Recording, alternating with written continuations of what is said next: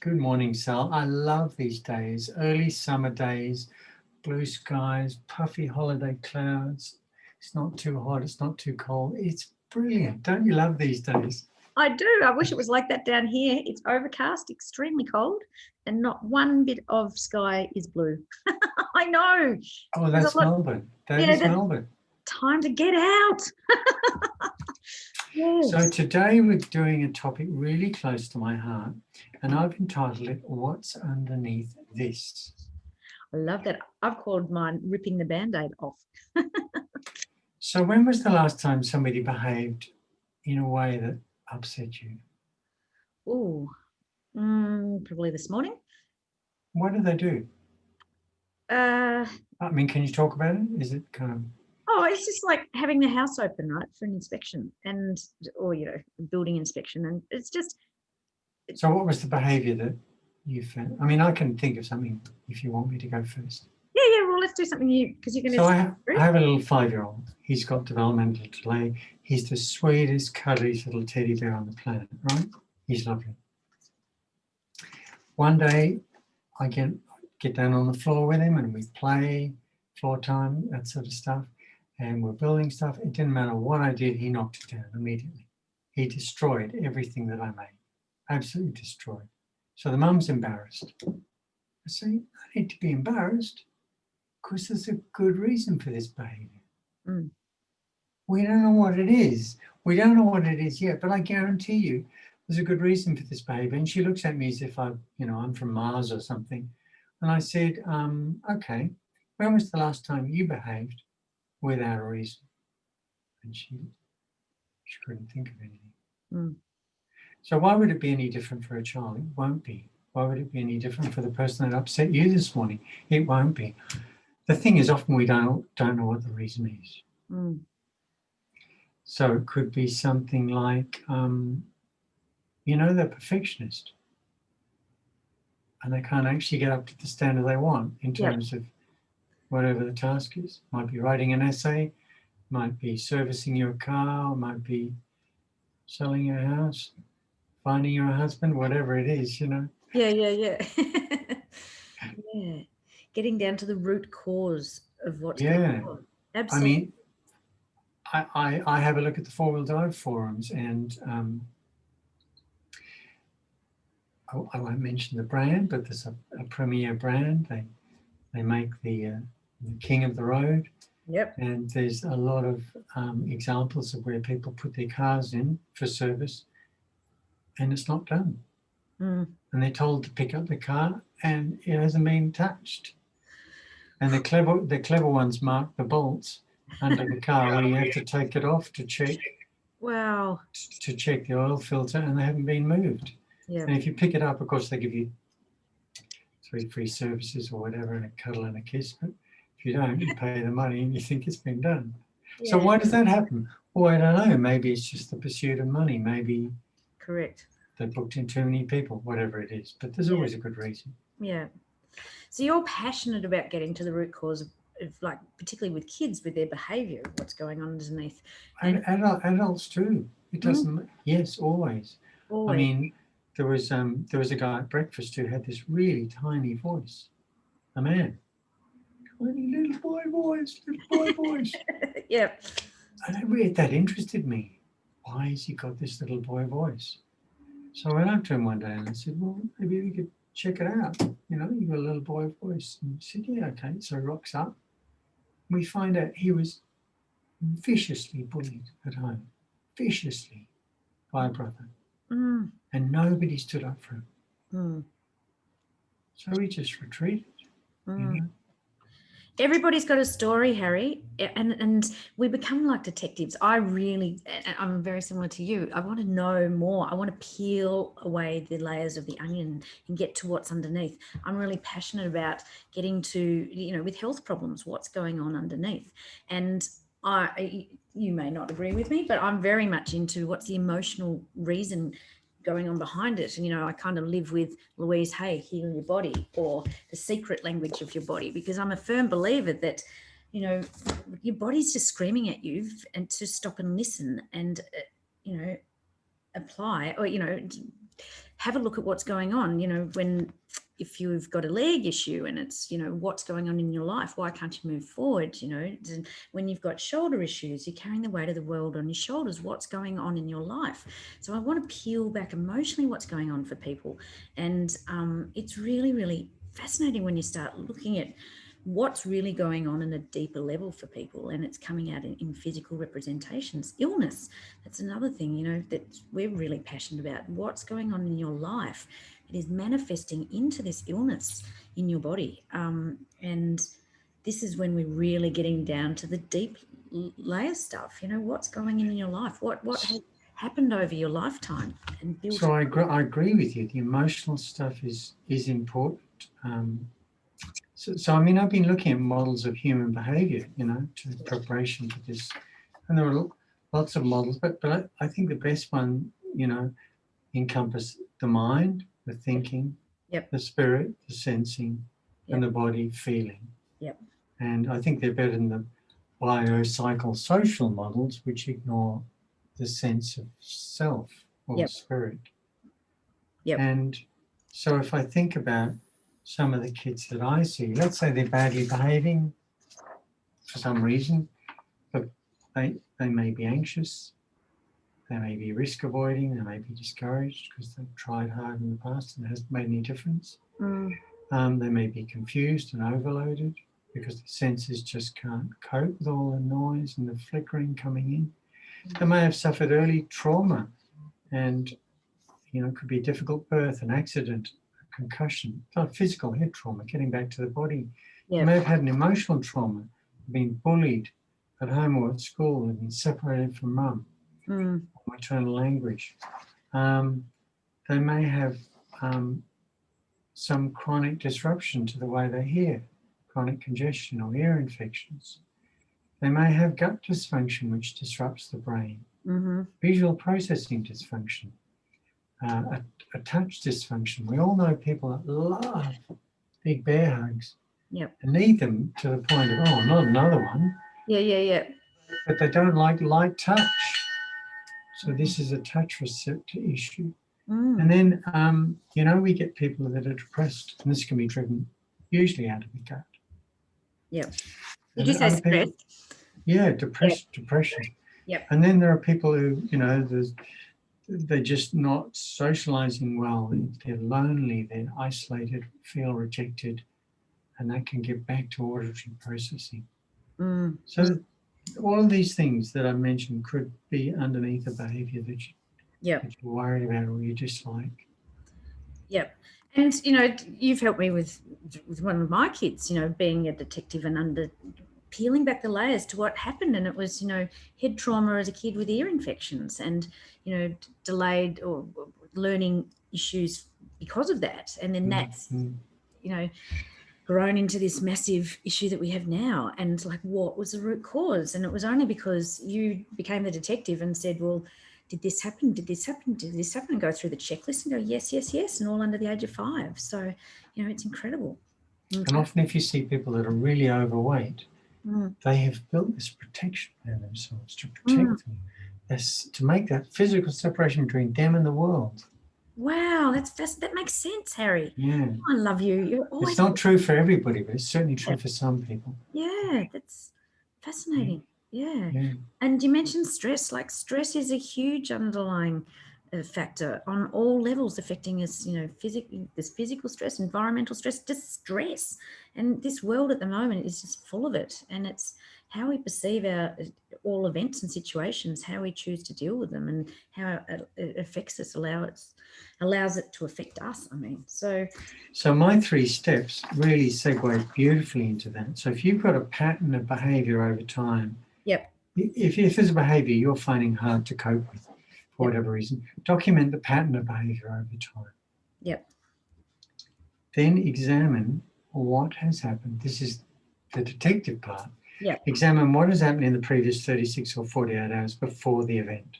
So we're thinking about something emotional, something you put in your mouth, some change in the routine, something environmental.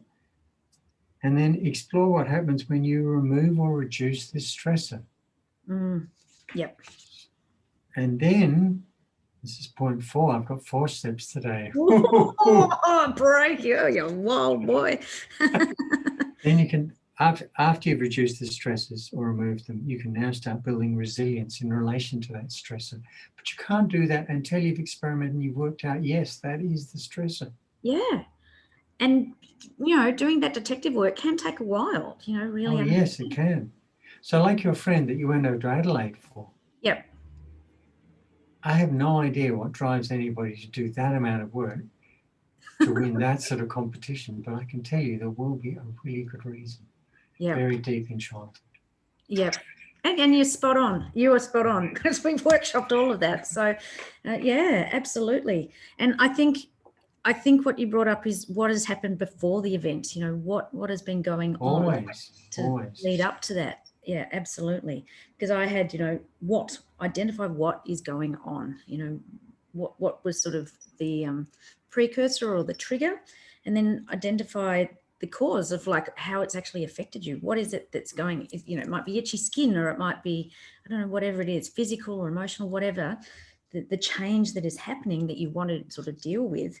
And then, as you said, identify the solutions, eliminate the cause, because you want to reduce that chance of reoccurring. So whatever it is that triggered you, address that. And like I've got a little boy who's just finished, and they came a bit early. I was eating the lunch, and Dad's kind of not screaming at him, but it felt like he was screaming. Yeah. He's using all his male power to dominate this little boy. Yeah. Of course, when I walk up, it all stops. And but I talk to the mum about it, and the dad's always angry. Mm. Well, why is the dad always angry? Well, we don't really know. It's not really my business, but there's always a good reason behind that. But the boy doesn't want to be with him when he's like that. Mm. Mm. Just doesn't want to. Have you heard of Marissa Peer? I think that's her last name. No. I've got hold of her through Mindvalley, and she does hypnosis. But Yeah. everything that we have going on in our life, of course, comes back to childhood, and it's coming from your mum and your dad. And over time, it's just gone into autopilot, into a subconscious. You're not even aware of it, but it's where it all stems from, the parenting stuff. So, yeah. Or conception, or the DNA, ancestors. So you've got the genetic side as well as the And if we think about, I don't know, I just thought of this, but like if we think of a school kid, there's a range of, well, that's right. No, I did this other model. It's a 3-part thing where we've got personality of the person, we've got their upbringing, yep, DNA, all that stuff, and then we've got the environment they're in now, and all those things interplay. Yep. So if we think about a child at school, they can be in somewhere on this spectrum. They can be in a very prescriptive, strict school, maybe one they pay lots of money for, but let's just, as an example, talk about the Catholic school system, which is generally a bit more rigid and a bit more prescriptive, and that really suits some kids. Then we go through to the state school, which is kind of middle of the road. It's a bit more flexibility there. And then we can go to Steiner or a play-based system, which is much more flexible, and Montessori, much freer. And, how a child will react given their personality and upbringing to where they are in that spectrum will, of course, make a big difference. Yep. And sometimes we do need to change the environment. Yep. So if you're feeling, well, dare I say, a little bit trapped, a little bit depressed by the grey skies, well, there are other places to live. Rub it in. Sorry, you can't even see it, but that is blue. I promise that is blue. It's blue most of the year. Skies in Canberra. So, maybe a change in scene, Sal. Yeah, and that's what right. The doctor ordered. A different box, right? Take me to a different box. Absolutely. And that's, you thrive in certain environments. Yeah, I worked on my attitude for a long time to improve my attitude to the Melbourne grey weather. And in the end, I thought, well, it's not worth the effort, actually, because the grey weather's not going to change. I know, some things are just constant, right? Oh, man, absolutely. It was interesting because I was, when I was Googling up root cause and seeing what was coming up. I hope you didn't get to any R-rated pages with a search term like that. My goodness. No, unfortunately. There's all different sort of methods or types of analysis. There's the 5 whys. and it helps you dig deeper. Why? An example was, why were you late to work? And then, I know, why did you get a speeding fine? Because I was late to work, because my alarm didn't go off, because the batteries had died, blah, blah, blah. And the cause is the alarm clock, right? So, or whatever. So there's the 5 whys. And you'd be familiar with this one, the fishbone or the Ishikawa diagram with the 6 M's. It's just all these different M things, and it's this matrix. And that was quite interesting. The Pareto analysis. I didn't know the 80-20 rule is called the Pareto analysis. It's not. Oh. That's not right. Okay. I know about the Pareto analysis because it's from economics. Right. A Pareto solution is one where no one is disadvantaged. Oh, right. It's not necessarily the best solution, but it is one where no one suffers a cost. Oh, that's interesting, because because I had next to that 80% of the effect comes from 20% of the cause. So basically saying there's just a small area that is affecting a majority. So, well, that's like, when you do work on your business, Yeah. you only have to work on a little bit, the rest yeah, you don't need to work on. Yeah. yeah. Or like it's 80% of your profit comes from 20% of clients or something. Yeah. And the final one that I came across, which is, I do it all the time, but I thought this is a really good way to try and find what's causing things going on, is brainstorming. So literally brainstorming, mind mapping, putting it all down and saying, that could be it. So I think the more we've become detectives in our lives around why are we doing this, or, when things are annoying us, or we've got stuff happening and we don't want it happening, let's just put on our detective cap and peel off those onions and get into it. The other way is just to give up about it and just go and have a shower or swim or a run. And sometimes the answer just downloads. Did you say go and have a shower? Yeah, go and have a shower. I mean, water is wonderful. Not just a lubricant, but things do flow. Yeah. And in the shower, you can get answers sometimes to questions that you've tried to get answers to. But if you give up and just have the water flowing over you or swim, then it might come to you. Yeah. Showers in the morning. Yeah. I like them really hot, and it's just crystal clear. You just get this clarity, don't you? Yeah. From the light bulb moment. The light bulb effect in the shower. So what was the Ichikawa thing? Can you spell that for me? Ishikawa. It's a diagram. It's a matrix. I'll look it up. It sounds... Yeah. Fishbone or Ishikawa diagram. I've got it on my screen here. That's all right. I'll look it up. Interesting. Yeah, it is. I'm just looking at it now. So the measures, people, process, environment, equipment, materials. It's interesting. Yeah, I'll come back to you now because I just went and had a look on that. Yes, so there you go. So of course, we've got the whole functional medicine is all about trying to get to the root cause of illness as well. And yes, it is. Well, if there's a dysfunction in the body, yes, absolutely. Doesn't get to the emotional stuff. No, and the emotional stuff is huge. The childhood stuff is huge. And the more and more, I've just, particularly lately, really coming back to the formative years, right? And because when you're little, these things happen and they're just like a monumental event to you at that time. Here, in your 50s means nothing to me now, but back then, and it stayed with me all the time. They can create a container for your life. Yeah, absolutely. It's like you're creating your own blueprint, your future, by the time you're 7. And it's all affected by your parents, your environment, your siblings. It's like, oh shit, I've got to go back and do a lot of work. I'm loving your halo. I know, isn't it beautiful? Yeah. I love that.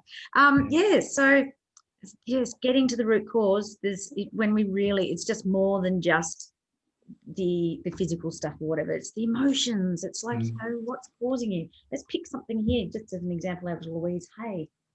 I don't know. Lockjaw. Why about that one? Anger, a desire to control, a refusal to express feelings. Here you go. Everything has an underlying meaning. Absolutely. So just really think about what's going on. Good. Well, the year is drawing to a close, Sal. I know, Harry, it's all too quick. Oh, what a year. It's been good and bad, massively good and massively bad. Yes. indeed. So- Well, So- mostly been hard for people, but hasn't been so hard for me. Well, as I just Lucky.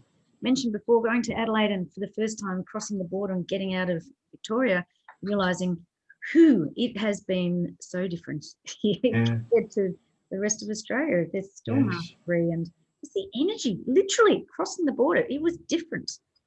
Like we've been locked up. We literally locked up in prison for quite a while. So it was good to get out. Yeah, they should change the number plates in Victoria, you know, lock up city or. Well, I'm still known as Lockdown Sally. Yeah, that's funny. Now I'm Unlockdown Sally. You're going to get a T-shirt made up, Lockdown Sally. I know. Unlock it with Lockdown Sally. With a key. Yeah. And I'd turn it around for whatever's happening at the moment, you know, because now they're opening up with overseas people coming back in, and already we've had that quarantine scare from back in Melbourne from people coming from Germany, I think. Oh yeah, those two people. Yeah. Went from Sydney to Melbourne without being quarantined on the normal flight. But they were clear, so it was all right. Oh, are they? I think they tested clear. Right, okay. I had caught up with that part. I was in Adelaide going, I don't want to know about it, please. Okay, so I think we've got to finish now because I've got a 3 o'clock. Indeed. All righty. Oh, isn't it 3:30? Yeah, okay, we must away. Oh, I've got a 3:30, sorry. We had a 3 o'clock with Sal. Yeah. All right, beautiful. Well, I'll see you next week. This is a really good topic and it gets people thinking about what's really going on. And I'll look up Ishikawa. Oh, terrific. Well, you dash off and go and see your client. Are you going to take a picture? Oh, yeah, hang on.